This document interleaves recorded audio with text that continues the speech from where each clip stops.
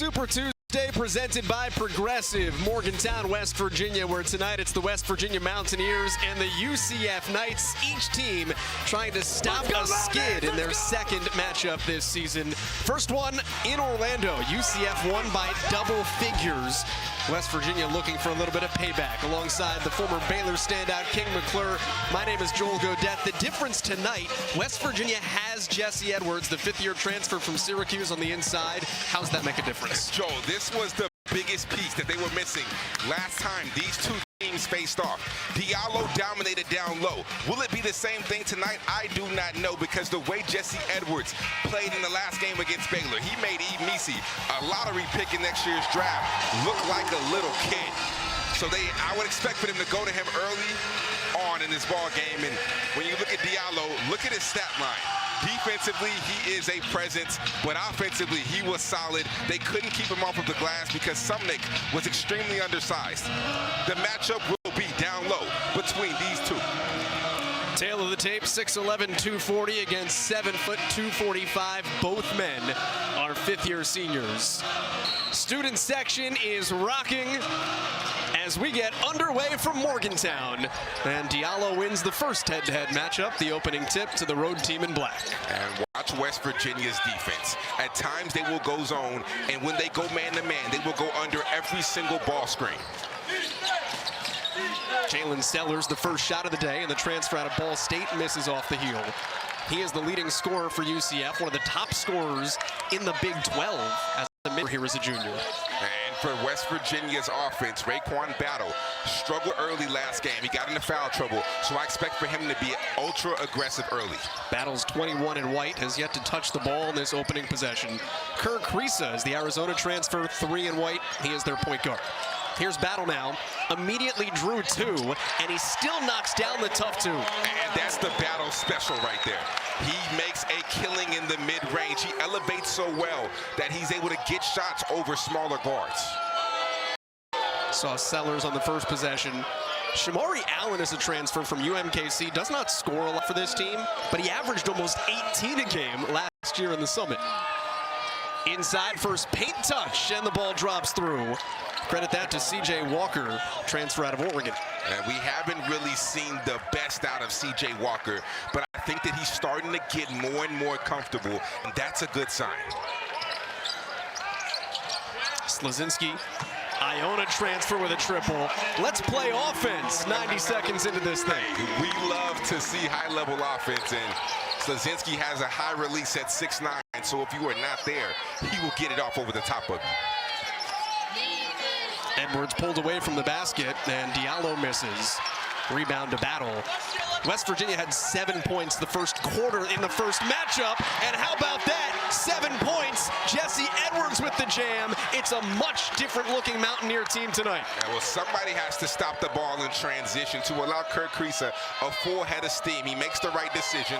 Throw it up to your big fella. Good pass. Sellers wants a 3 in the other corner, and he's missed on both sides. Rebound Mountaineers. Battles up ahead. Kriisa instead looks behind. Nice no look. Open 3, Johnson.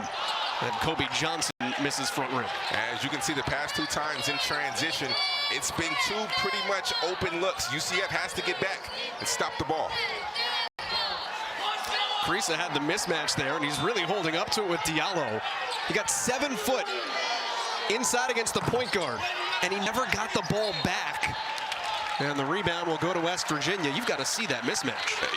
You have to be able to locate this, and right here, Kerr Kriisa did a good job of locating the mismatch, the advantage in transition 2-on-1. But you're right, Joel. As a point guard, when you get the switch that you want, because they will switch some at times, you have to be able to throw it inside to allow your big fella to eat down low. Mountaineers 3 for their first 4. There's a confidence the way that they're playing right now. They don't look like they've lost their last 4. And well, this is a different team, and you could tell a point of emphasis. The last time these two teams matched up, their offense in the first 10 minutes was frankly non-existent. And this guy got in foul trouble, Raekwon Battle, but they struggled to really get into a flow. UCF did a good job of disrupting their rhythm in the first matchup. Not the case tonight. Battle hits his first 2 shots. Some might say his temperature's at a certain level on nights like this. Nice bounce pass. And Diallo stepped out of bounds. And that right there just shows what Jesse Edwards can do down low. Johnson had the decision. He bounced it, but Jesse Edwards' length and his athleticism deterred Johnson from being able to get that floater off, so he threw the dump down pass, forced a turnover. So Johnny Dawkins, CF head coach, known for his team's defenses over the years. And this is a top 25 defense this year for the team in black.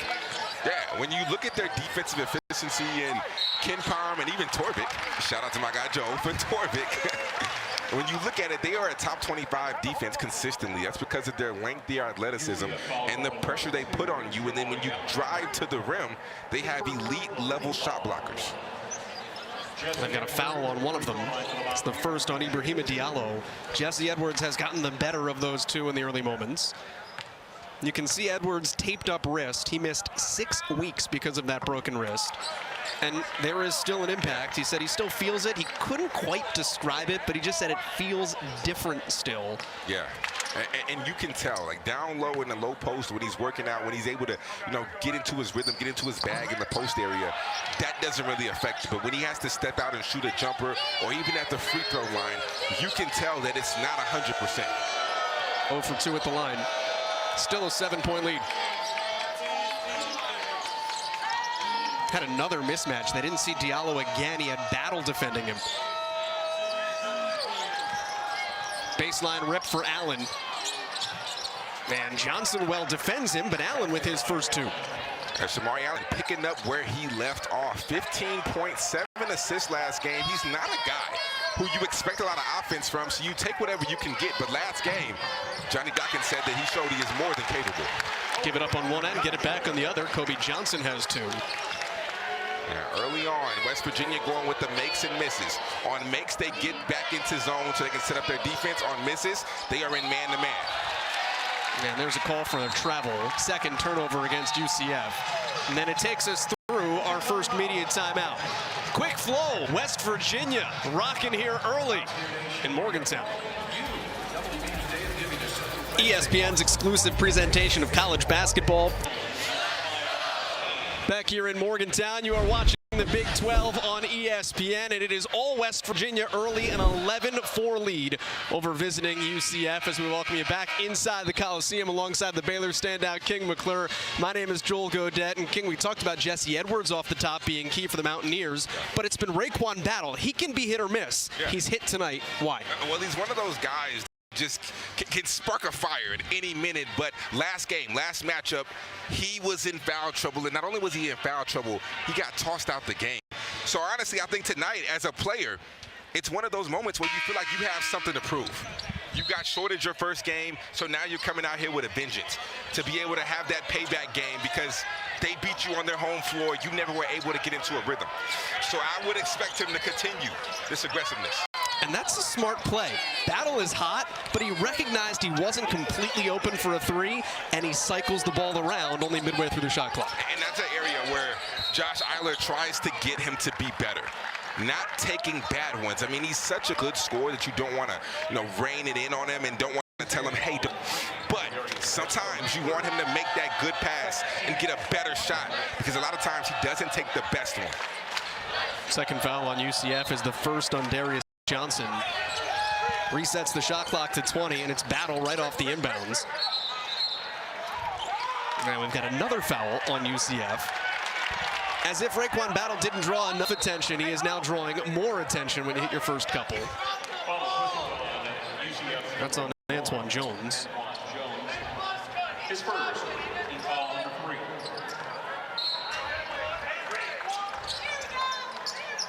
Battle, quick trigger.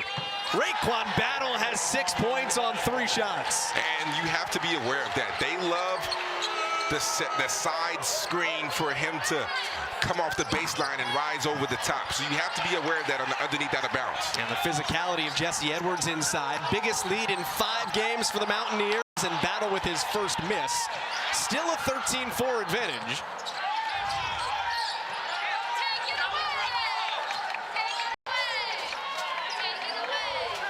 UCF has to gather itself because on the flip side, the Knights have not led much lately.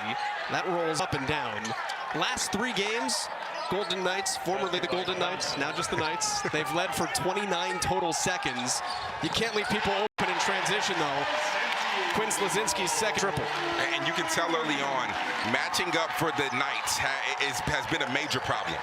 They've given up about 7 points at least in transition, not matching up either after a made basket or a missed shot.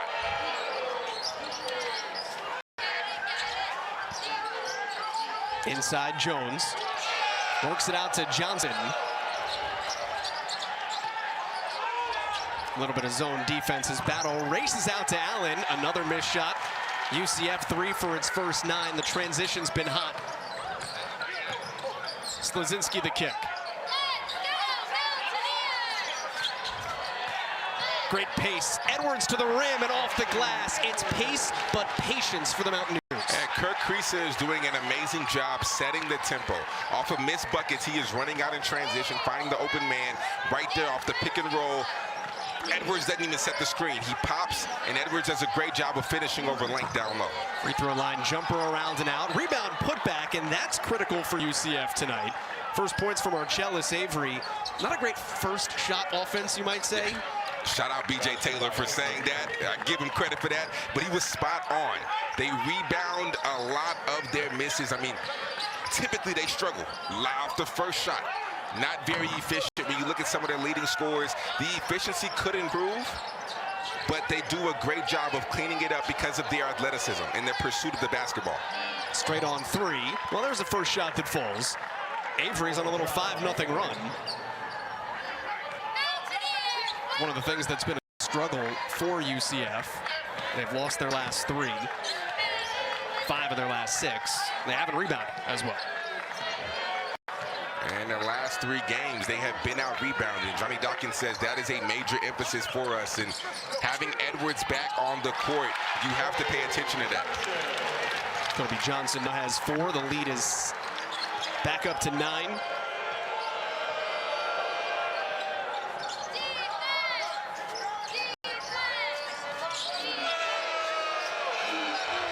Knights seem a little stagnant, King.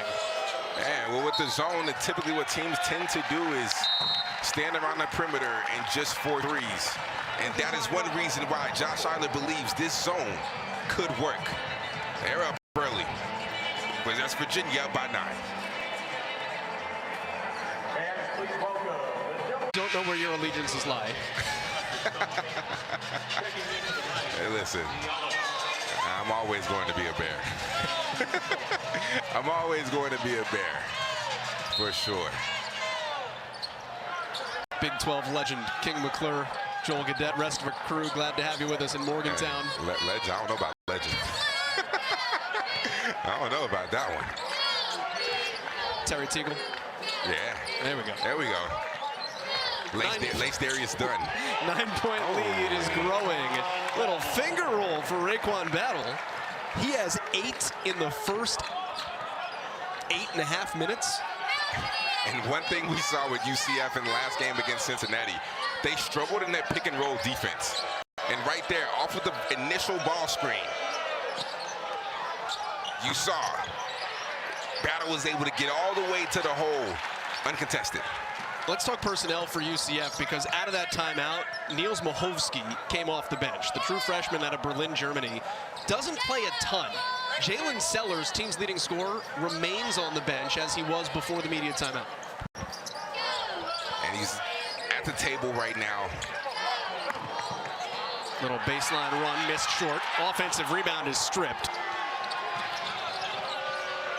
Eyes up for Darius Johnson, but good job by West Virginia just to get back. Noah Farrakhan guarding Johnson on the drive. Rebound, a cook, and that's deflected. It will stay with West Virginia. The defensive switching has just thrown a wrench that, I don't know if it's fair to say UCF wasn't expecting it, but it's thrown a wrench. And if you're UCF, you want to take advantage of your transition opportunities. Because when you get those opportunities, you get those steals, you get live ball turnovers, in the half court, they have been struggling so far in this game. So you want to take advantage of your transition opportunities and try to run as much as you can. And credit to West Virginia, they've given teams live ball turnovers in the last several games. They have not tonight. And that was an area where in the first matchup, when you look at West Virginia's 11 turnovers, 10 of them were steals, which means 10 of them were live ball turnovers, which allowed UCF to really get out in transition and use their length and athleticism. 3 black jerseys converged on Raekwon Battle, and he traveled. I don't know, when the triple team comes, a little bit of a shock to the system. Turnover number 2. UCF, though, is on a scoring drought of almost 3 minutes now. And West Virginia now picks up the full court pressure. You know what that's like in this building. Too well, unfortunately.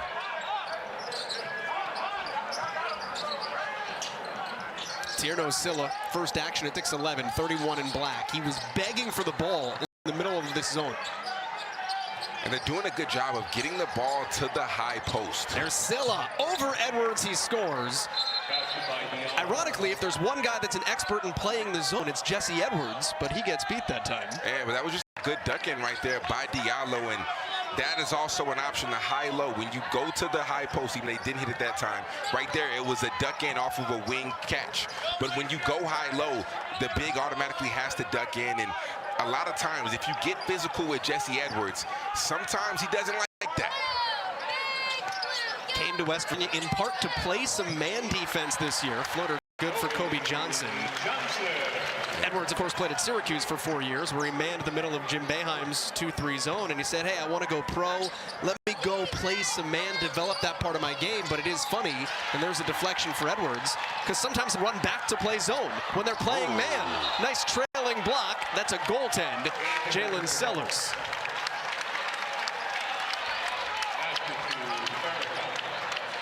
Noah Farrakhan picks up the points. 2 guys that actually played each other in the Mid-American Conference last year. Sellers at Ball State, Farrakhan, Eastern Michigan.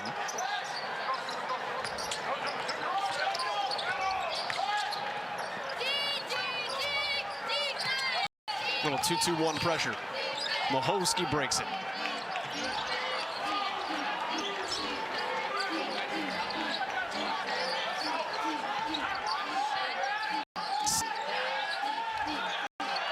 He looks uncomfortable being the distributor. Yeah, and they're doing a good job of matching up. The ball gets to Silla. They guard their man and force Silla to try to do something. And wow, Shamari Allen. Well, we just got a good 3 on one ref and a shot clock violation on the other, so we'll conference here.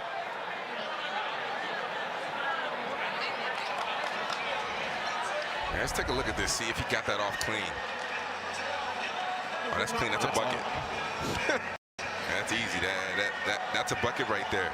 That's a good shot by Shamari Allen. Not a great offensive possession.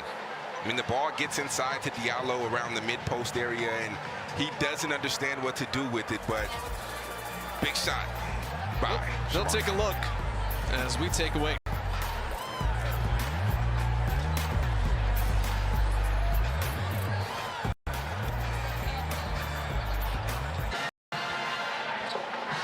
Well, UCF last game against Cincinnati struggled in the pick and roll coverage, and tonight is the same thing. Kobe Johnson has had his way off of the ball screen, and they tend to give up that floater. If you can knock down that floater consistently, look right here.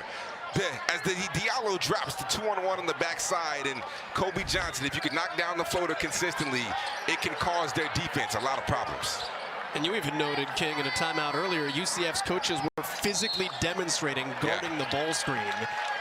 We get a foul called, the second one on Ibrahima Diallo. In-game adjustments. Yeah, and you saw the coaches. It was Antoine Jones who he was explaining it to, because Jones was asking, how do I do this, and how can I actually do this in live action?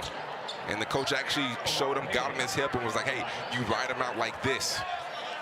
And that is a huge, huge thing, that if you cannot guard a pick and roll in today's basketball game, you will be exposed quickly, because that is the strategy that majority of teams go to. That's how the game is being played now. 7 on the shot clock. Pat Sumnick with a travel.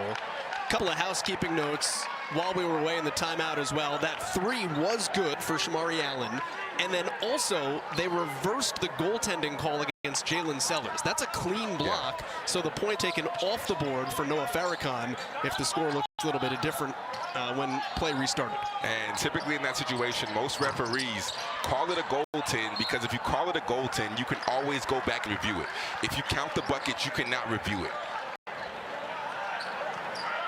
The West Virginia ball off of the miss by Darius Johnson. Pick and roll's big part of it. West Virginia shooting 73%. There's a high pick to get Krisa a jumper, wide open at the free throw line. And once again, the pick and roll coverage. Mari Allen initially wanted to ice the ball screen, which means force it to the baseline, but him and the big man were not on the same page. CJ Walker forced out by Edwards. He's playing very well. There's a foul on him that time, however. That's the first on Edwards. But you've got to be happy if you're that man, Josh Eilert, in the way that Edwards has come to play. He's been physical. For the most part, he hasn't fouled. Yeah, he has made a difference in this ball game. The first game, the first matchup with these two teams, and now you're inserting Edwards, and he is back. He has made a huge difference in this game. And that's the story of West Virginia's season.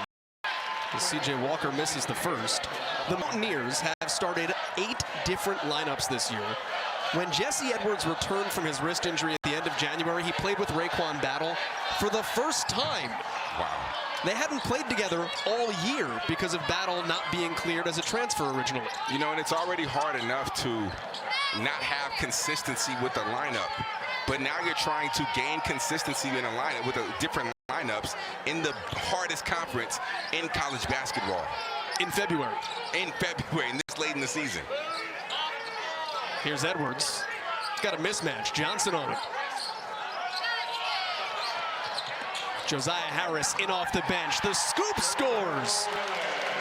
You know, Josiah Harris was a guy towards the end of the game the last time these two teams matched up. He really turned up. Hit 5 threes in that game.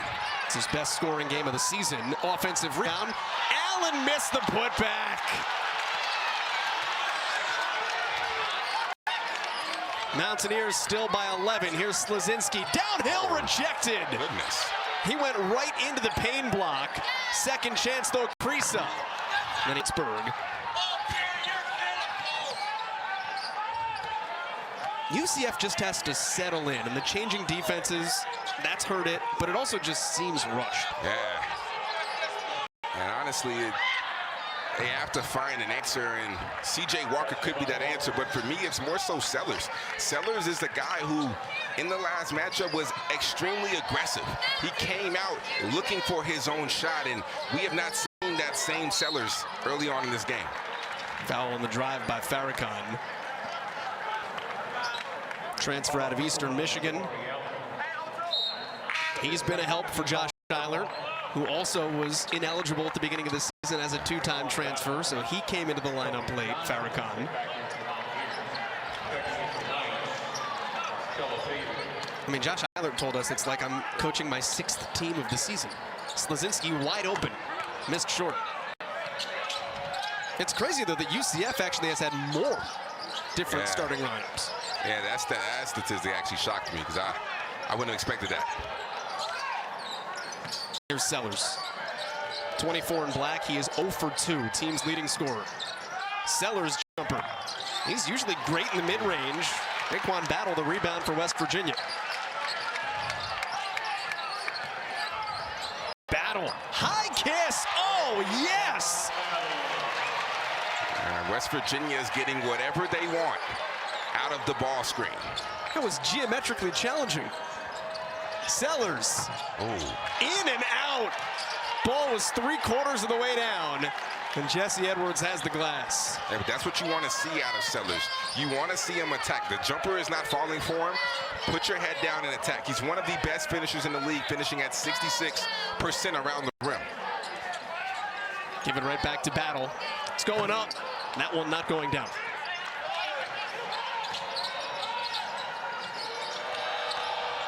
Head down drive. Walker's 3, rebounded by Edwards. UCF now 2 of 10 from 3. 36% from the floor. It's not going to get it done when the other team is shooting 63% against one of the top 25 defenses in the country.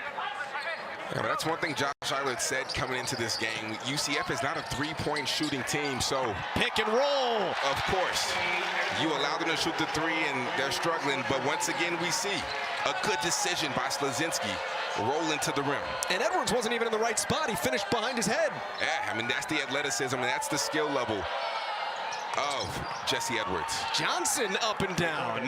That three was pure. It's exactly what UCF needed. Keeps itself hanging around down 10. Hard hedge on that pick, although there's the roll. Edwards harmed. Nothing else UCF could do because the ball screen is fantastic. We are seeing some buckets out of the pick and roll tonight. Raekwon Battle making it look easy, and Jesse Edwards. A 10-point lead, under 4 here in the first half. Central Florida is one of the best defensive teams in the country. Top 10 in efficiency at one point this year. Why are they getting picked apart?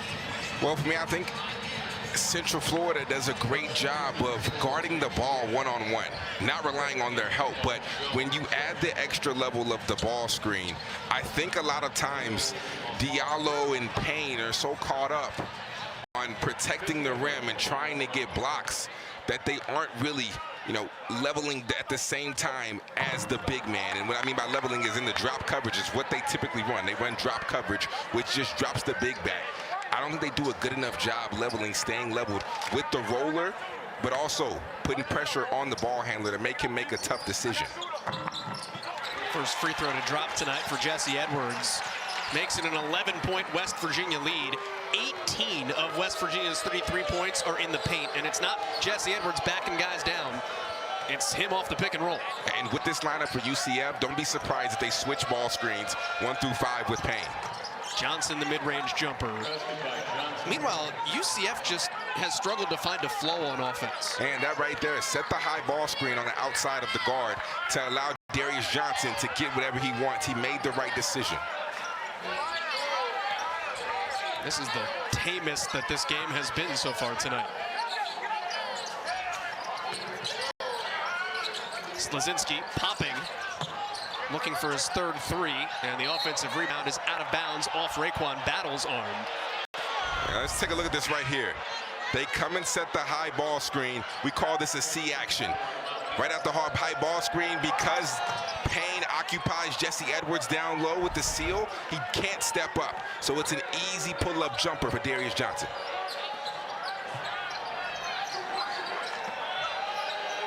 UCF is never out of it, though. They have come back from 2 massive deficits in their last 2 games, although both losses. The fouls on Raekwon Battle. And the thing Jalen Sellers told us at shoot-around today is we have to play complete games. Yeah. That did not happen in the first 10 to 15 minutes. Joe, but also if you just watch that last defensive possession by West Virginia, Kirk Kriisa did a good job. They were going to go to the same action UCF offensively, but Kirk Kriisa did not allow Darius Johnson to come off the ball screen. Nice little hook in the paint, unable to score over top of a Cook.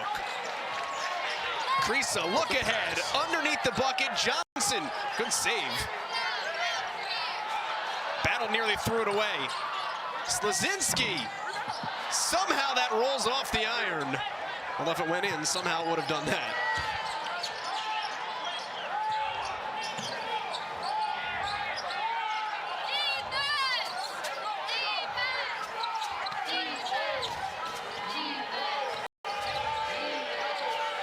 UCF can score. It dropped 88 against BYU, but it has struggled. Offensive rebound, and it has scored under 60 twice in its last 5. Nice little cut. Layup, no. Offensive rebound, there is a foul. And that's a good cut right there by Darius Johnson. They had to have more movement that possession. Their offense, when it comes to man-to-man, is a little too stagnant right now. Darius Johnson cuts, good things happen.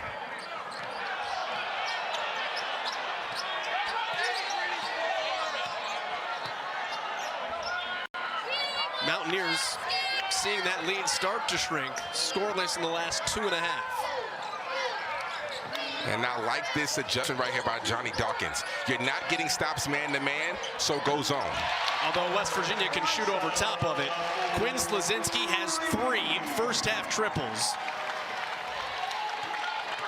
Leads back up to 10. I was about to say if you're UCF and you can get this to 4 or 5 at the break. You have to feel good about yourself because you're not playing a great brand of basketball right now. Skip pass, deep 3. Avery, yes! UCF had started 3 for 11 from behind the arc. It knocks another one down to make it just a 7-point game. Hal, he's got receipts after that win at Auburn. Man, you know, he has some talented players. Rob Dillingham, which is interesting between Rob Dillingham and DeJuan Wagner. Not DeJuan Wagner. DJ Wagner, DeJuan Jr. His name is DeJuan. Yeah, DeJuan Jr. And they thought Jr. would be the better player out of the two, but Rob Dillingham has shown otherwise and turned himself to a top 10 pick. Final minute here in Morgantown. Baseline drive for Johnson, trying to dump it off for a Cook. And there was a foul before Cook went and laid it up. UCF foul called 13. Foul was on Marcellus Avery. And a Cook will go to the line. It's foul number 7 on UCF. For the top teams in the Pac-12. Highlight our ESPN women's basketball Thursday primetime matchup. It's Charisma Osborne and number 12 UCLA against Alyssa Peely and 18th ranked Utah. They're at Pauley with coverage beginning at 9:30 Eastern, 6:30 Pacific. Pac-12, 6 top 25 teams. Oh, I got some bucket getters. Alyssa Peely is elite. And you look at Juju Watkins at USC, might be the best women's college basketball player in college basketball. You know there's a woman whose name rhymes with Caitlin Clark. Yeah, no, for sure. But Juju Watkins dropping 50 as a freshman. Joel, 50 as a freshman is impressive. That's fair. That's elite. But don't get me wrong, Caitlin Clark goes down in the history books, #1, probably of all time right now. Probably. But Juju Watkins might give her a run for her money. Goodness gracious. The 50-piece was disgusting. Better than Karl Anthony Towns the other night. Man, that was in the All-Star game? They need to cancel that. They got to fix that. 211 points in an All-Star game. Who wants to watch that, Joel? Somebody. I don't know what was worse, that or the dunk It's a lot of offense, man. People like dunks. I like dunks. Give me threes. I don't know. The dunk contest was almost just as bad. Kick out Jalen Sellers. Here's a 3. Yeah, give me threes. Jalen Sellers, first bucket tonight. And UCF has cut this down to just 5. I mean, you're down 5 at UCF, not shooting great from the three-point line. Your best player, Jalen Sellers, really hasn't gotten it going. You have to feel good about yourself going into halftime. West Virginia needs to make sure it holds for the final shot. Mountaineers led by as many as 13. A Cook, nice look under Slazinski, rejected. 3 seconds. Sellers head on a swivel, half court, off the top of the backboard. And UCF's players just went stumbling to the exit as the Mountaineer fired off the rifle at the break. Raekwon Battle started this run for West Virginia, got them going, but UCF has stayed alive because they're finally starting to see some consistency and see the ball go through the hole. Best offensive first half of the season for West Virginia. It beat their time against Kansas. They're up by 5.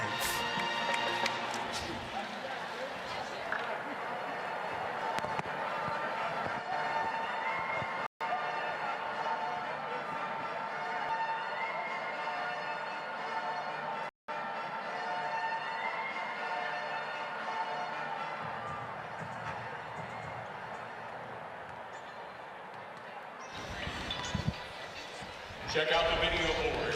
Raekwon Battle in the first half, absolutely dominant for West Virginia. Well, it's a major switch from the first matchup, he's definitely got it going. He's starting the offensive spark for this West Virginia team, and they really picked up off of him, just getting whatever he wants. And when he sees one go in, you could be in for a long night because he is that level of scorer.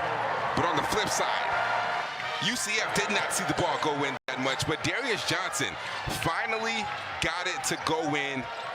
He's getting good looks, catching in rhythm. He's so hard to stop one-on-one in the isolation situations. He hasn't had much this game, but in that zone, he's picked his spots and find open lanes and easy buckets.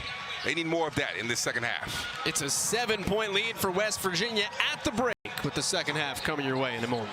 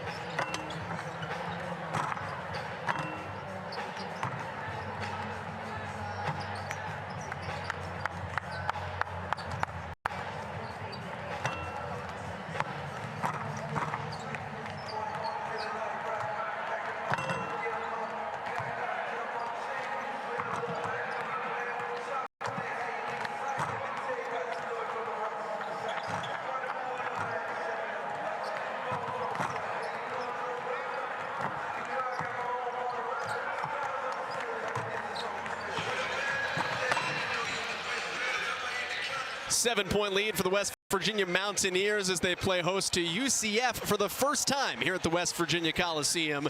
First time these teams have met as members of the Big 12 Conference. As we welcome you back courtside alongside the former Baylor Bear, King McClure, my name is Joel Godet. King, Jesse Edwards, we knew was going to be a factor, fifth-year senior transfer out of Syracuse.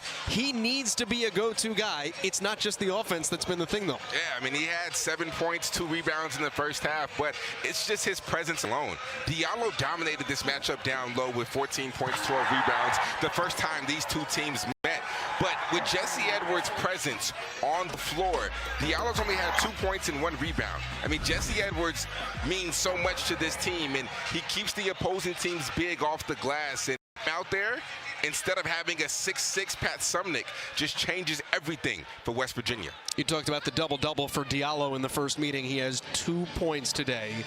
He has been absolutely neutralized, and you can see the statistics across the board. West Virginia shooting almost 60%, actually shooting 60% for the bulk of that first half. And then Jalen Sellers, mentioned Diallo not being a factor, but Sellers is this team's leading scorer. He's been outplayed by Raekwon Battle for West Virginia. And I would expect, with him only having 3 points, I would expect him to look to attack more in the second half and have that mentality that he had the first time these two teams played in the first half. I would expect him to have that same type of mentality, that aggressive mentality, to start this second half, because they're not winning this game, Joel, without Sellers stepping up to the plate. Johnny Dawkins with the last few words for his UCF Knights team. West Virginia in the first half shot 57%, second best first half of the season. Trails only their win over Kansas when they shot 59%, and that tells you the depth of this conference, because the Big 12 has had 11 teams of 14 this year receive votes in a poll. Of the 3 that haven't, these are 2 of them, West Virginia and UCF, and these 2 teams have both beat Kansas. Wow. Winning on the road is not easy to do, no matter how good you're supposed to be. Raekwon Battle goes right inside, and immediately he's blocked, so Omar Payne sets the tempo here. And that's a change. Payne begins in the lineup here to start the second half. He did not start the game. Yeah, because I think for this game, he might be more of a versatile defender in what you need. If you're going to man, he can switch better than Diallo can. Tried to alter the shot. Jesse Edwards still is beat, though. And Shamari Allen has an opening bucket for UCF and for both teams. Just like that, it is a 5-point game the way West Virginia has played. And you can see early on, UCF going to that zone because they were struggling to get stops in man-to-man. See if that throws West Virginia for a loop. No. Kirk Creesa doing a good job. One dribble into the zone, suck the defense in, kick out for the three. Raekwon Battle now with 13. It's one of those things to see how long you stay in a zone if you give up an early three. Free throw line jumper missed. Edwards runs the floor. Tip your cap to Creesa. He's unable to connect there, but reward your big man if he's going to go. And that's an impressive play by Darius Johnson. The pass was nice from Kirk Creesa, but Darius Johnson's effort, they threw it over the top of him, but for him to go swipe down low, to throw it off, to get it off of Edwards, impressive play, but then you turn it right back over. You have to value the possession. You have to value the basketball, especially when so many games in this league come down to one possession. And that's a hustle play by Raekwon Battle to give it up on one end and then go fight for it. Sellers is pulled. Marcellus Avery back in, 13 in black as that substitution. Slazinski left open in the middle of the zone. How long does Johnny Dawkins stay zone? Yeah, with the first two possessions, you might not want to stay in this too long because that right there was too easy. Nobody stepped up. That's just an easy floater, easy push out from Slazinski. It's hard to play multiple defenses. Yeah, it is. And to be really good in both of them. Blocked by Edwards in the corner. Second chance, shot clock is still at 10. Avery got Slazinski moving. Corner three is money. Darius Johnson, 10 points. This game's kind of teetered at 7. Edwards inside is fouled. And they might have to go take a look at this. Every player in unison for West Virginia makes the finger in the air circular motion to say go check the replay.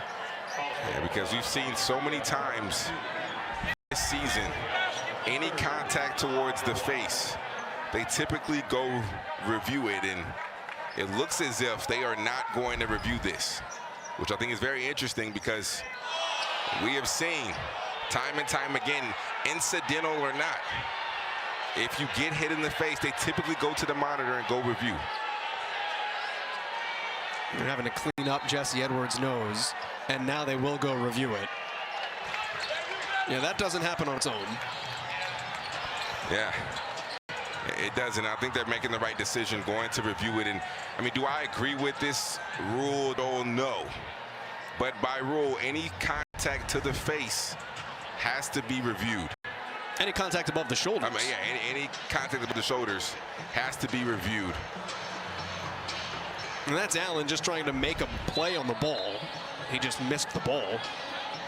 And he got Edwards' nose. And they look over here and say that it's nothing. And I feel like this rule is so subjective. Joel, I've seen contact that was that type of level, and they call that a flagrant one. So I feel like this rule is very subjective based on the crew. And it's called a common foul here. So just a West Virginia ball. Kerr. Oh. Nice pass, Slazinski. Blocked. Payne stuck with it. Transfer out of Jacksonville. UCF trying to beat the defense down the floor. Payne in tight. And that is a foul. There's been nothing open in the paint for UCF. West Virginia's done a great job converging. And that's the presence of Jesse Edwards. When we talk about UCF and how good they are at shot blocking, well, Jesse Edwards is pretty good as well. But Omar Payne, he just sticks with it, doesn't get that bump, doesn't allow Slazinski to create the separation. And the one thing about UCF's bigs is they have impeccable timing. To be a good shot blocker, you have to have really good timing. And both of those guys, in Diallo and Payne, they time the basketball really, really well. 1 for 2, and Edwards the rebound. Shot blocking is really all about timing, right? I mean, like, that's how you see shorter guys be great shot blockers. But you have, because right, it's almost like an art because you have to be able to get it before it goes down, but also time it to where it's not a foul. Inside Edwards, that's a foul. Ironically on Payne. It's the first on Omar Payne. Began his career at Florida, then at Illinois, then Jacksonville for a year, before transferring this year to UCF. Entry to Raekwon Battle. Rebound pulled down by UCF, and out and running. Looking for the kick. I mean, it's just disjointed at this point. That's a moving screen. First foul on C.J. Walker.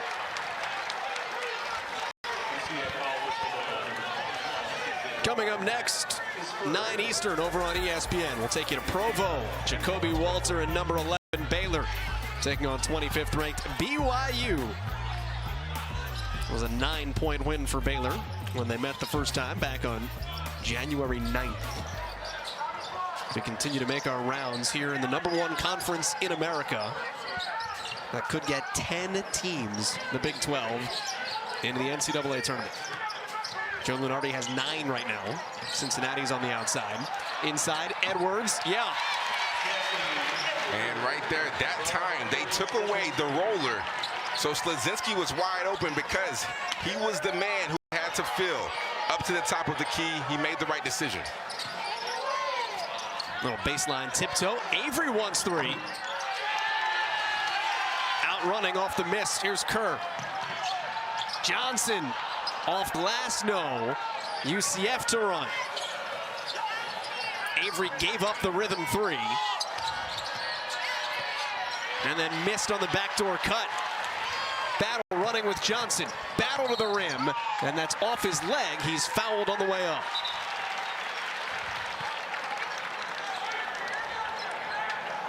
UCF foul called on 3. Fouls on Darius Johnson. The second personal team. So it puts Battle at the line, where he shoots 80%. What say you? 9 teams right now Joe Lunardi has in. Does the Big 12 get them all? I think so. I mean, I think that they have a legit chance to get that 9th team in. And then the 10th team would be Cincinnati. I think if Cincinnati can win a few more, maybe about 2 or 3 more, they should have a chance to be in. But 10 teams, man, is impressive. And it's crazy because West Virginia is on the outside of that, and you've got to deal with guys like this. I mean, Kansas has lost to both West Virginia and UCF. Runs into one of them in a conference tournament. Yeah. All of a sudden, they're out. Yeah. It could be anybody's ball game. And that's the thing, when you look at the Big 12 tournament, a lot of times as a player, you kind of already know where you're going to be seated, and you're kind of focusing on the NCAA tournament. So it's teams like UCF, teams like West Virginia that are actually playing for something, that want to go in here and win this tournament, and they give that effort, and that's how they can create the upsets. Sellers with the miss. Excuse me, Sellers with the rebound. It was Jalen Sellers just this past weekend that said, yeah, we're an NCAA tournament team. Like, there is still belief in Orlando that they can get that job done. It would likely have to be by winning the conference tournament. But if Johnson's going to stroke 3s, you can be a danger back to a 7-point game. Yeah, but that's what you want out of your leader. You want somebody who is going to believe, because if there's no belief, there's no chance that you can even do it. It's the first step. Got a foul. Goes on West Virginia. Raekwon Battle with his team up 7.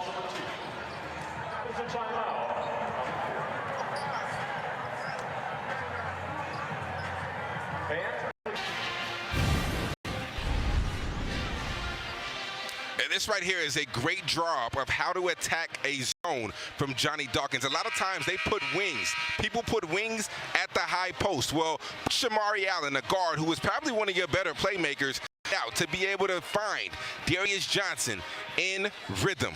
Put a guard in the high post, allow him to make decisions, because he's a better passer than a lot of the wings that you have on your team. And right now, the lineup that they have right now is small. So you're putting Sellers or Allen at that 4 spot. Something different that we really don't see out of UCF too much. Johnny Dawkins called Shamari Allen the mother hen of the team. He's always looking out for the best interests of the players around him. That's what that possession was. Back to man-to-man, though, for West Virginia. So it throws another wrinkle, and Raekwon Battle blocks Jalen Sellers. It's always a mind game. And, you know, we talk about Raekwon battling his scoring, but I think a very underrated part of his game is his one-on-one defense. He's extremely athletic and does a pretty decent job staying in front of people and not allowing angles. There's a rejection by Allen. Shot clock still ticking at 5. Creasa deep three. Rebounded by a Cook. Great second chance. 3. Yes! Josiah Harris. The best threes often come off of offensive rebounds. He had 5 threes last time these two teams matched up. Josiah Harris doesn't score it often, but he's more than capable. UCF trying to keep in touch here. Now down double figures again. It seems like every time the Knights get it back to 7, maybe 5, stretches right back out. West Virginia doing a great job of responding. Anytime you're in your home venue, typically the team makes a small run, the crowd can get you back, get you that juice that you need, and you hit a big shot. So they're doing a really good job of responding, but they're doing an even better job of taking care of the basketball. Ibrahima Diallo back in for the first time here in the second half. Gave it up for the long 2 by Darius Johnson. See how Diallo plays now defensively. Talked about the pick and roll. And I would go right back to the pick and roll if I'm them. There it is. He switches on to Farrakhan right to the rim, but he tricked the layup. And well, that time he hard hedged instead of dropped back. You can tell the change that they made at halftime was hard hedging and pressuring the guard. But that time he took a bad angle, which allowed Farrakhan to go right by him.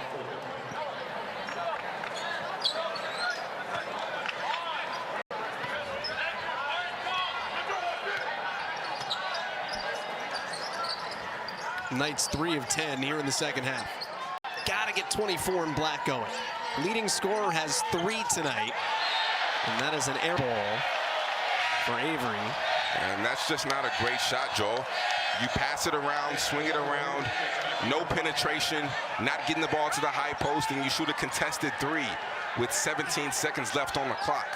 Not the best look, not how to attack the zone like they did earlier. That's what the zone wants you to do. Yeah, that's exactly the shot that you want to give up. Full court pass on the inbounds leads to a foul, and that compounds it. After the tough shot selection, Avery called for the whistle. Whistle on Marcellus Avery, the second, team foul number 5.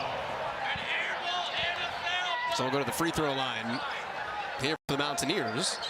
And Josiah Harris, Free throw line for the Mountaineers, sophomore out of Canton McKinley. JoJo Harris. High school right at the College Football Hall of Fame. Tip off your weekend with our next NBA Friday doubleheader. It's Donovan Mitchell and the Cavs. They're now the 2 seed, in the East. They head to Philadelphia to take on Tyrese Maxey and the Sixers. That is at 7:30 Eastern. Then it's Giannis and the Bucks playing the second game of a 3-game road trip against Anthony Edwards and the Timberwolves, who lead the Western Conference. Coverage tips NBA Countdown at 7 on ESPN and the app. Man, how about J.J. Redick going at Doc Rivers like that today? Goodness gracious. It's a time to be alive in the NBA. Here's Johnson for 3. Rebounded by Creasa. Full court pass. Slazinski. Home run. That's a 2-point touchdown if you want to do more cross-sport metaphors. That is the most impressive thing about Kirk Creasa. Off the initial catch, whenever he touches the basketball, his eyes are immediately up, and he puts so much pressure because of his passing ability. And there's a reason 3 and white plays here in West Virginia. Why Josh Eiler went and got him out of the portal. He was actually committed before that. 3, rebounded by Sellers. Creasa led the Pac-12 in assists last year, last 2 years. Block on the dunk. It's foul. Josiah Harris. Although that's better than winding up on a poster. Let's take a look at this pass by Kirk Creasa. As soon as he catches, look where his eyes go. His eyes automatically go up, and he puts it at a spot where only Slazinski can receive this pass. And Slazinski gets the easy 2, but Kirk Creasa, you talk about dropping dimes, Joel. He can do it. Creasa today has 7 assists, 0 turnovers. I'll get to that piece in a second, but First, King, when you're playing with a guy like Kerr Kriisa, does it alter how you think, hey, I'm going to run in transition because he's going to find me? Yeah, 100%. When you're playing with the point guard who has the vision that Kerr Kriisa has, you always know he's going to see you. Even if you aren't open, he is still going to find a way to get the ball there. And that's the one that you really have to pay attention to, because sometimes he might see something that you do not see. So you always have to be ready. But he always will put you in good positions to score. No one runs at Slazinski in transition. UCF catches a break.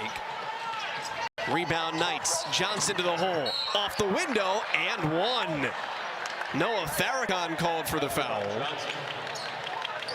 And Johnson trying to put the Knights on his back. Number one rule in transition, somebody has to stop the basketball to allow him to be able to get all the way downhill. Is just not great transition defense. Who's supposed to stop the ball in that situation? Well, the number one rule also is, and I really couldn't tell from the angle, but nobody, there's no man in transition. So it's not like matchup with the point guard. It's the closest man around you. We do drills where it's a scramble drill, and the closest man around you is supposed to pick up the basketball.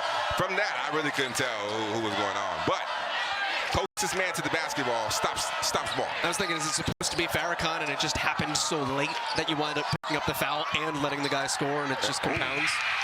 Jesse Edwards, as shot clock expires. The skill level right there. You know, he did something similar, made similar plays against, oh my goodness. And then Edwards called for a foul just as Johnson rolls on his back. Darius Johnson right now is, like you said earlier, putting the team on his back, but Jesse Edwards, so skilled at 7 foot, can do a lot of different things, gets it blocked, but it doesn't matter because my man Jesse Edwards just knows how to get a bucket.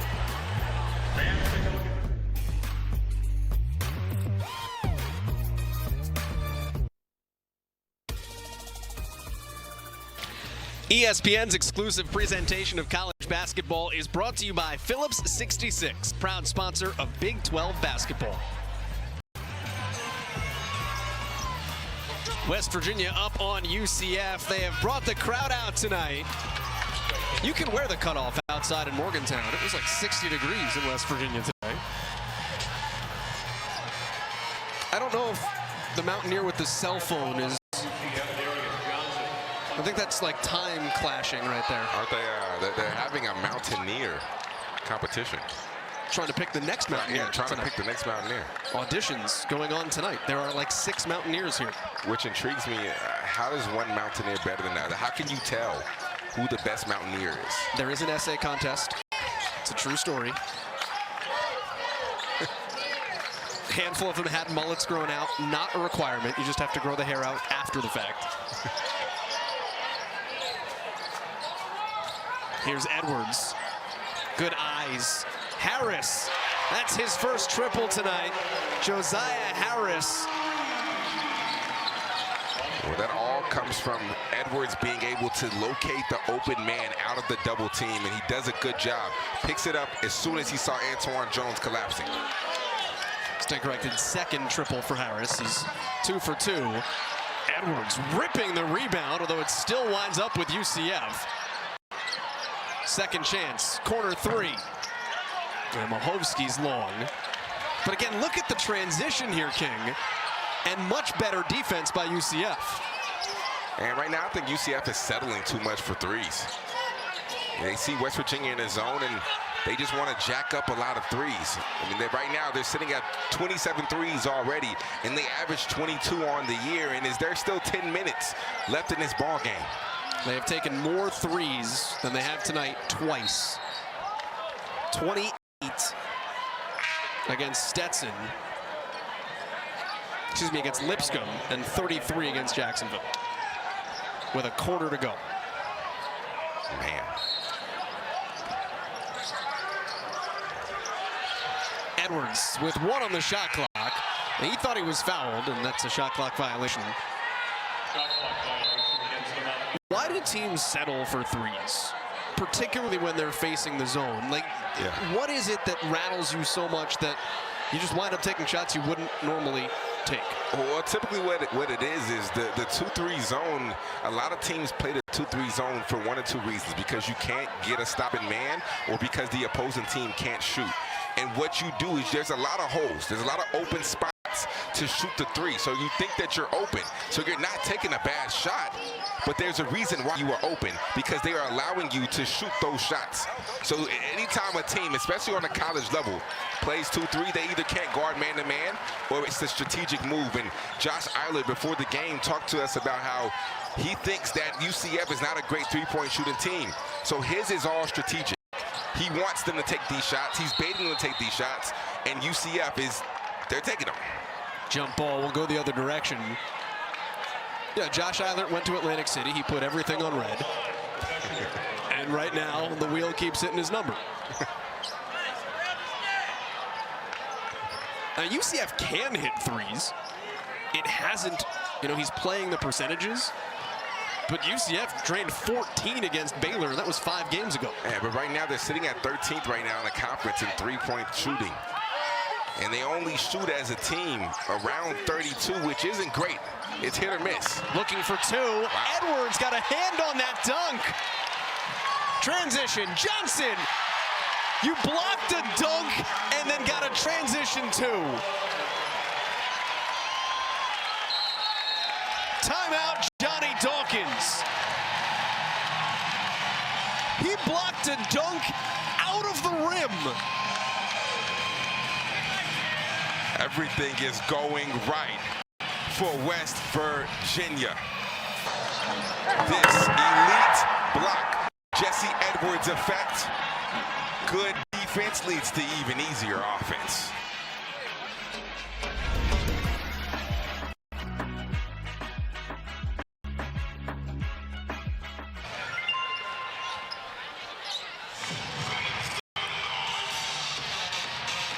We have to pay homage to this great block by Jesse Edwards. And when you look at it, the ball was on the rim, but it never left Payne's hands. So if the ball is still in the offensive player's hands, no matter if it is on the rim or not, it is fair game. If the ball leaves and the offensive player releases the basketball, then it would be considered a goaltend. But because he never released the basketball, it was a clean block. Impressive play from Jesse Edwards. The crazy stat tonight is that UCF is trailing by double figures. It has 9 blocks, and yet the most impressive one is the one by the Mountaineers. And we talked about UCF being one of the best shot blocking teams in the country, and tonight they're showing why. Their problem hasn't really been shot blocking. It's been more so on the offensive side. They haven't looked in rhythm. The zone has got them all sorts of out of whack. Including where we're going to inbound from. Reposition Shamari Allen. You got Farrakhan on the top of the zone, working with Kirk Kriisa, and Jesse Edwards, who's very comfortable in his zone from his time at Syracuse, guarding at the high post. Oh, man. How about that for Darius Johnson? Shot clock winding down, still converts. I give him credit, because tonight with all the struggles, he's put his team on his back. He has 19. Yeah, I mean, they're still in this ball game, down 11 with 8 minutes to go. You're definitely still in the basketball game. You just have to be able to get stops and get out in transition more. They have not done a good job of running in transition. West Virginia has had an answer every time down, though. And a foul on Omar Payne. Foul is whistled on Omar Payne. His third. That's the 6th. It's hard to say that this is the best game West Virginia has played because they beat Kansas. But Josh Eilert has got to feel great that this is in the top 3 that his team has put together this season. And it's coming at a time when West Virginia has gotten healthy. They have not had a full roster at all until February. Takes time. UCF picks that ball off the ground. Sellers. And a whistle as Jalen Sellers was trying to make his way to the rim. Raekwon Battles called for the foul. And I think Kirk Kriisa might have taken a shot in the skirm. 11-point lead for West Virginia at the under 8.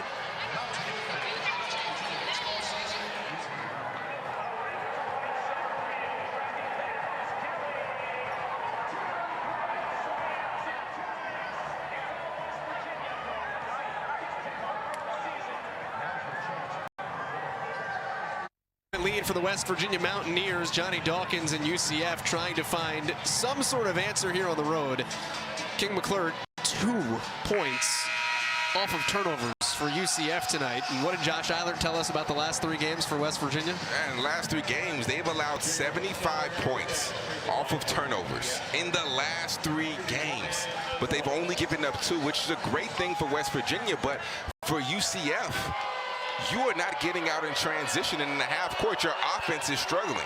So the one way I think they can get back into this ball game is getting stops and getting out in transition, because that is when you can have your athleticism on display, and they have a whole lot of athletes.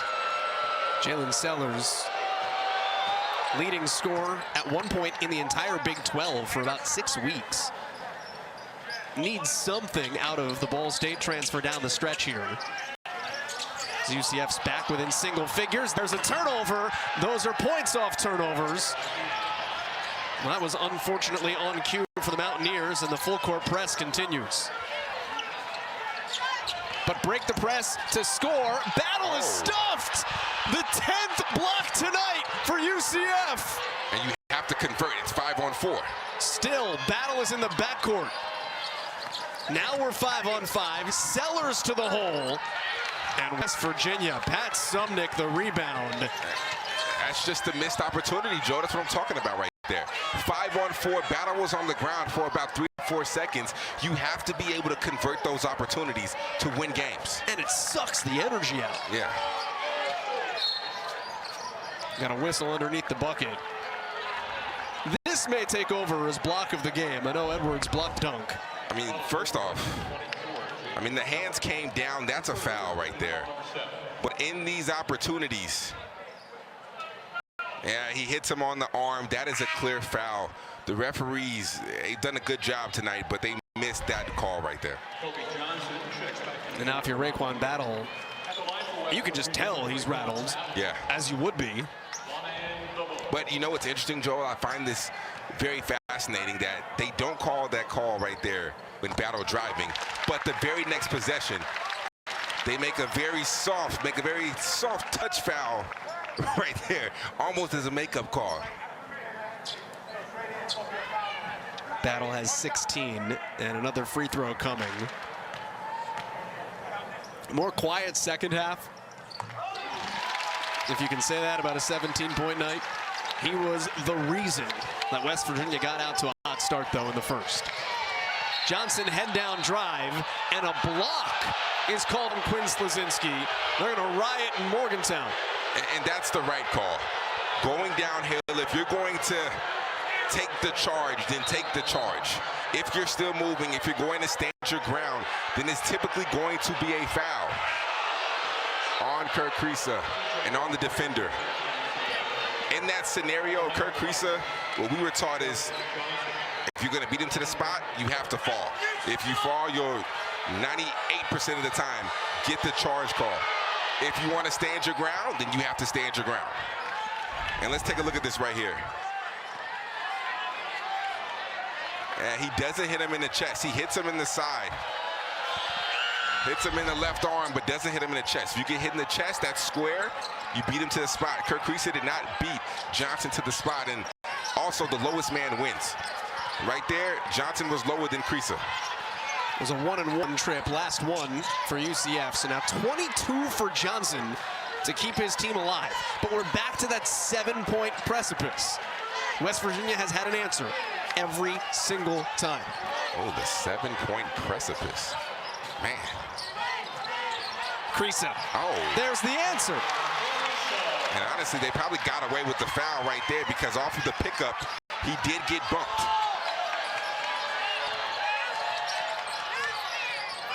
Allen turned away baseline. Sellers, he's a 3-level scorer, but he's forced to give it up.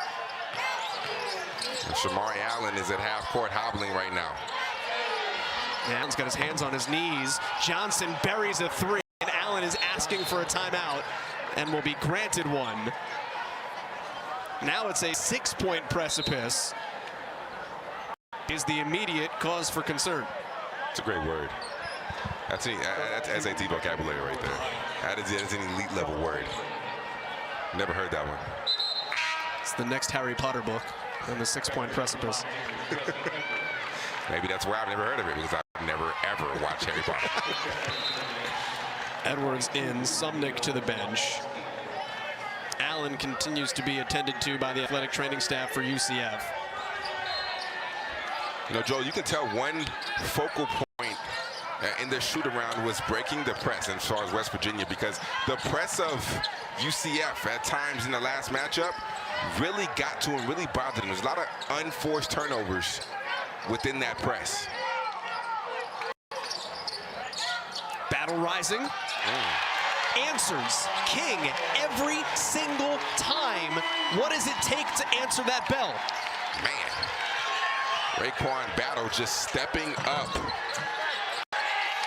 And like I said, if he sees one go in, he is going to continue to get hot. And what did the coach Dickey call it earlier? He has a fever.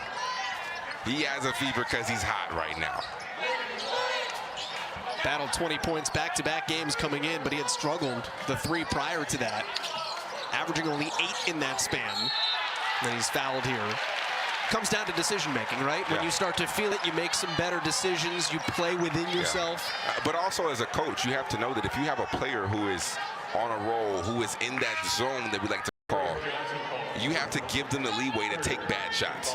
I think that's the only time as a coach you just really allow bad shots. Well, quote-unquote bad shots, because if a guy is hot, I don't know if you would necessarily deem it a bad shot if he's made about 5 or 6 in a row, almost the heat check that we like to say. Tough shot takers and tough shot makers. Yeah, there's a big difference. Big 12 now on ESPN+. It is a must-have for Big 12 fans because you can find every game of the Phillips 66 Big 12 men's basketball tournament right there. It begins Tuesday, March 12th at the T-Mobile Center in Kansas City. Sign up today at espnplus.com/big-12. Transition, Johnson rejected by Battle. Held balls going the other way. That is the 15th combined block of the game.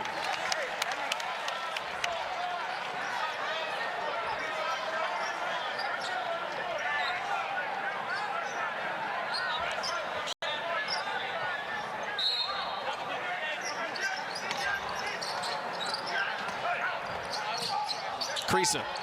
I mean, even things that should be turnovers, West Virginia has found ways to keep the ball alive against the press. And that stays here. And right there, Cope Johnson cannot throw a chest pass to a big man in that scenario. It has to be a bounce pass or a lob. Edwards was not expecting a chest pass to come that hard towards him, so it either has to be a bounce pass or a lob in that scenario. Battle, well defended by UCF. They knew he was going to go up immediately. Edwards stripped, foul. Free throws forthcoming. 1-1 here for Jesse Edwards, who has had a bull game.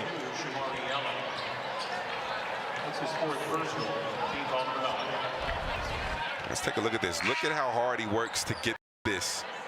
That's just great pursuit of the basketball, and if you're not going to block him out, he's usually going to win that battle about 9 out of 10 times if you do not put a body on him and block him out.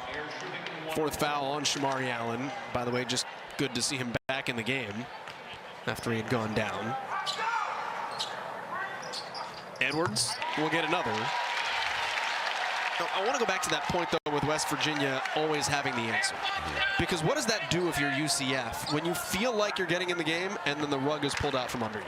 It's almost a psychological thing at that point, because you know you have to get over the hump. And every single time you get there, it's like, all right, cool, this is the time we got to get over the hump. And then it's deflating almost. They hit a big bucket, and you just can't get over it. It's almost psychological.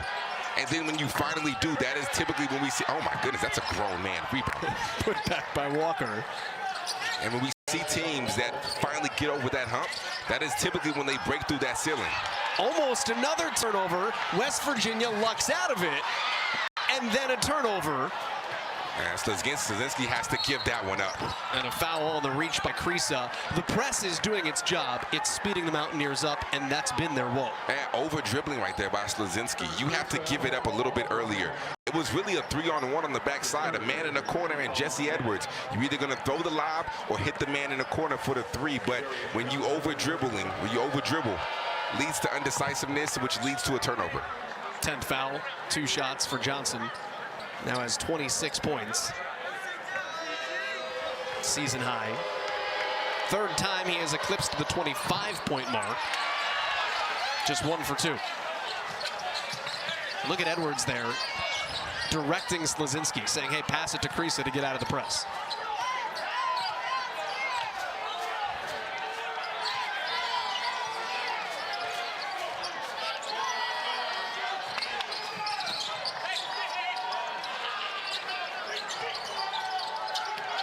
Krisa downhill.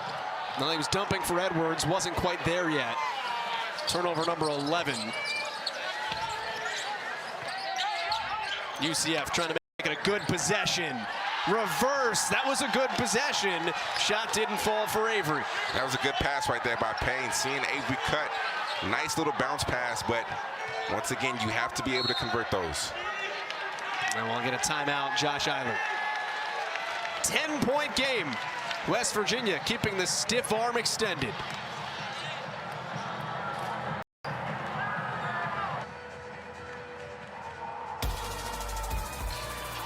ESPN's exclusive presentation of college basketball is presented by Progressive Insurance. Bundle home and auto and save. Visit progressive.com.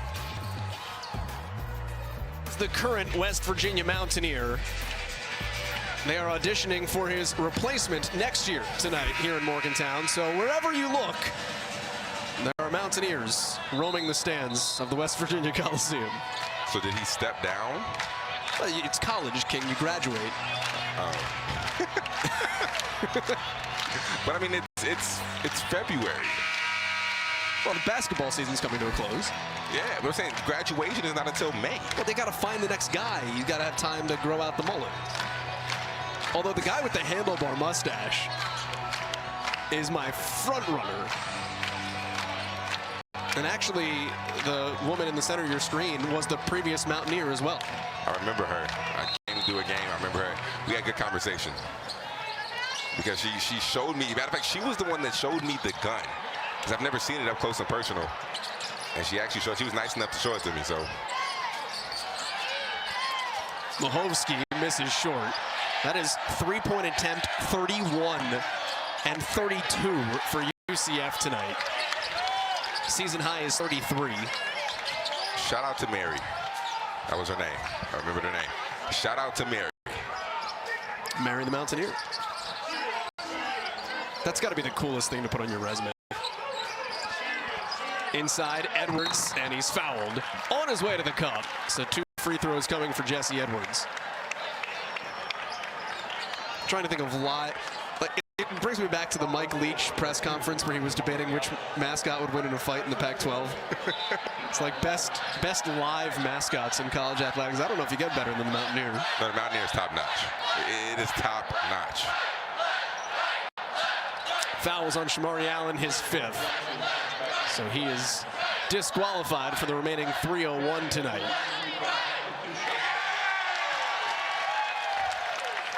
You don't have a live bear in Waco, do you? No, we actually do. I think really? I think one of them, we don't bring them to the games, you know. But we have 2 live bears like the middle of campus. I think their names were like Lady and Joy. But I think one of them passed away not too long ago. But I think they replaced her. But yeah, we don't bring the bear to. How crazy would that be? You're playing a basketball game. You look to the sideline. They did it in semi-pro. It didn't go well. That's not okay. That's not the safety hazard. Sellers' missed 3 is rebounded by Jesse Edwards. It's like the Titanic, but there are bears.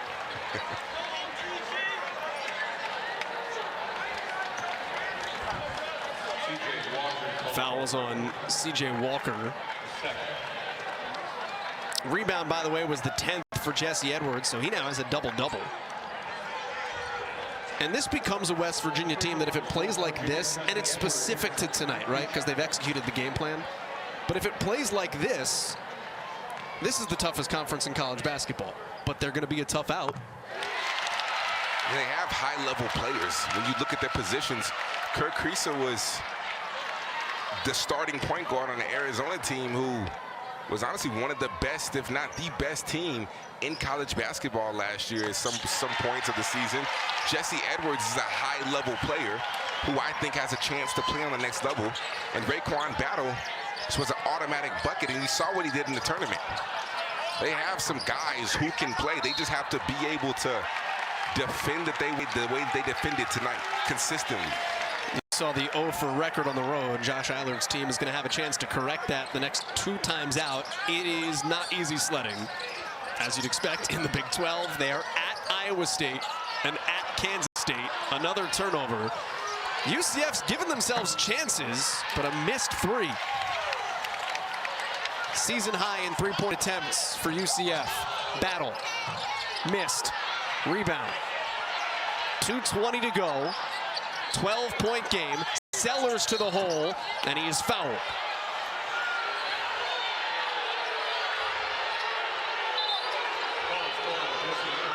Foul on Jesse Edwards. That is 3 on the West Virginia big man. And Raekwon Battle was stuck in the backcourt after he taken a hard hit. And I think Josh Eilert is questioning the no call down here with the call on the other end.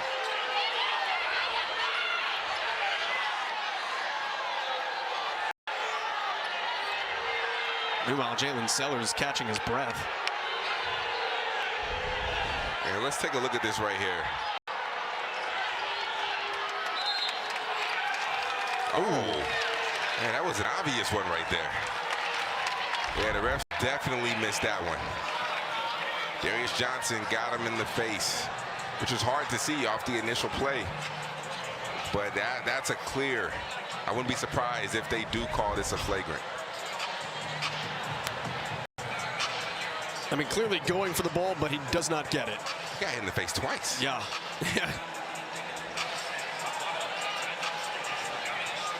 Yeah, I wouldn't be surprised if they upgrade this to a flagrant 1.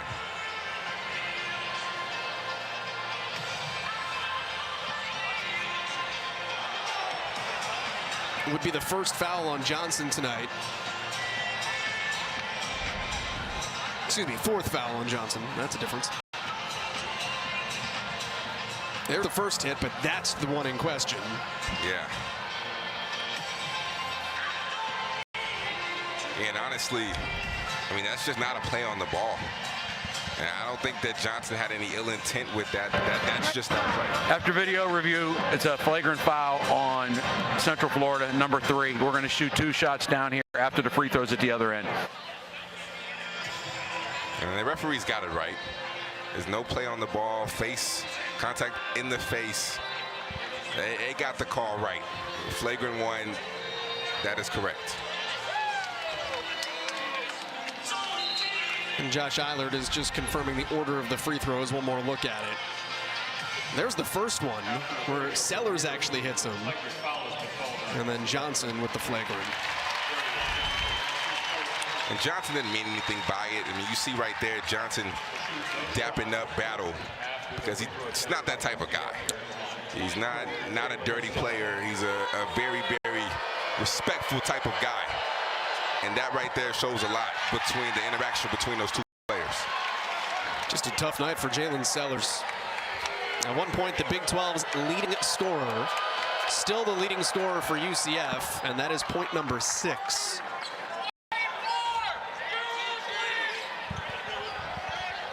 And now we'll get the flagrant free throws.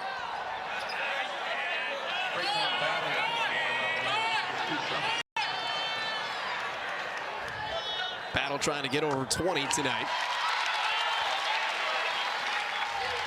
Chance to do that in this trip.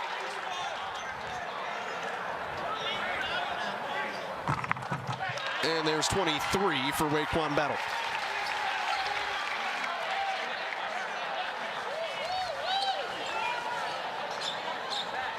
And now West Virginia ball.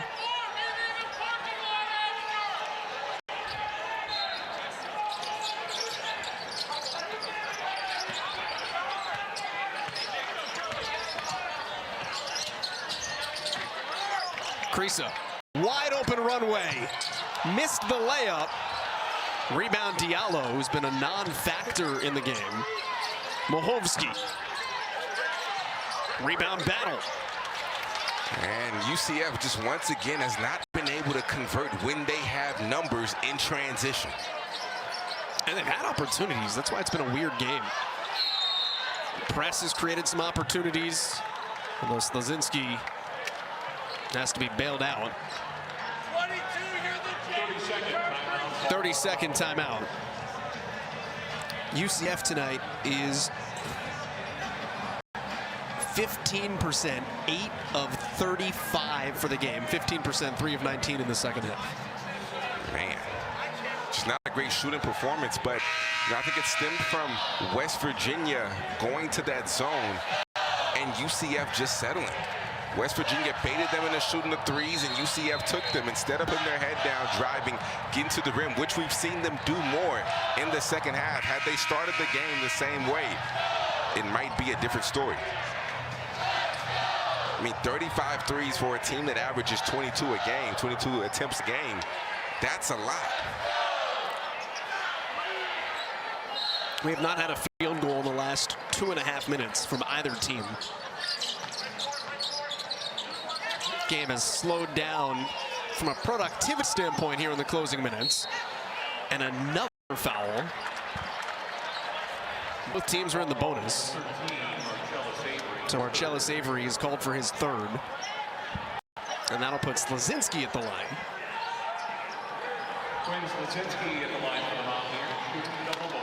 All right, so you've seen one good game out of the Mountaineers. What do you need to see when they go on the road to Iowa State to say, okay, this is a team that's starting to find some chemistry late in the year?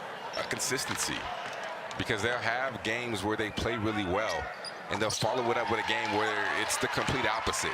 Sometimes you get two different Mountaineer teams, so it's consistency. And one thing we know, at least I know, going into Ames is not an easy place to play, but they are beatable because this West Virginia team has guys who are capable of playing at high level. Will it be easy to do? No, because they're one of the hottest teams in the Big 12, but they are capable. And they haven't won a game on the road, so what other way to start your road game winning victory, get your first victory against a team, a high-quality opponent in Iowa State?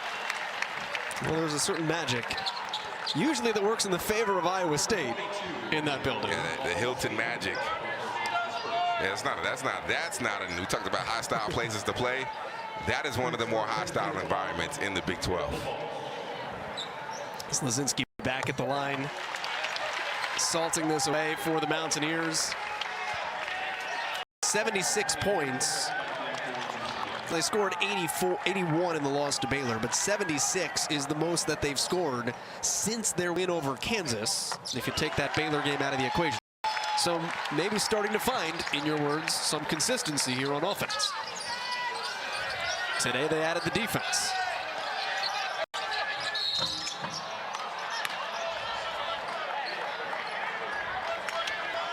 Another foul with a minute even. UCF on the flip side of that coin.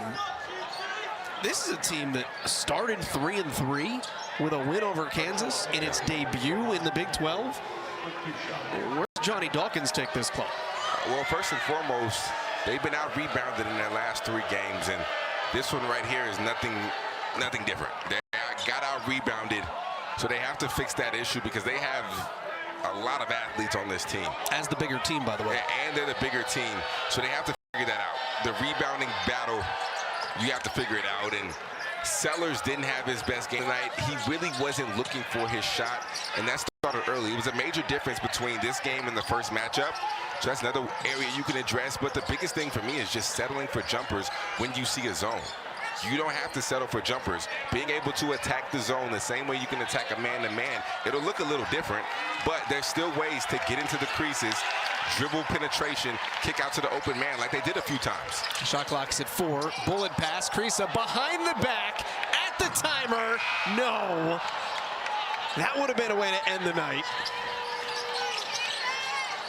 Johnson, he's had a season high. 29 points for Darius Johnson, who in a year and a time of transfers has played his entire career at UCF. Shot clock is off. Ball game is over. 14 seconds and counting for a 10-point West Virginia win, and a much-needed one for the Mountaineers. Credit to Josh Eilert. He had the smart game plan, go zone, and when you go man, go under every single ball screen to force UCF to shoot the threes. They did that, got the win. 10-point win for West Virginia, trying to find that chemistry, get themselves pointed in the right direction as we head toward March. Raekwon Battle, Jesse Edwards lead the charge. For King McClure, I'm Joel Gadet saying so long from Morgantown. Final score 77-67. This has been a presentation of ESPN, the worldwide leader in sports. So long from the country roads.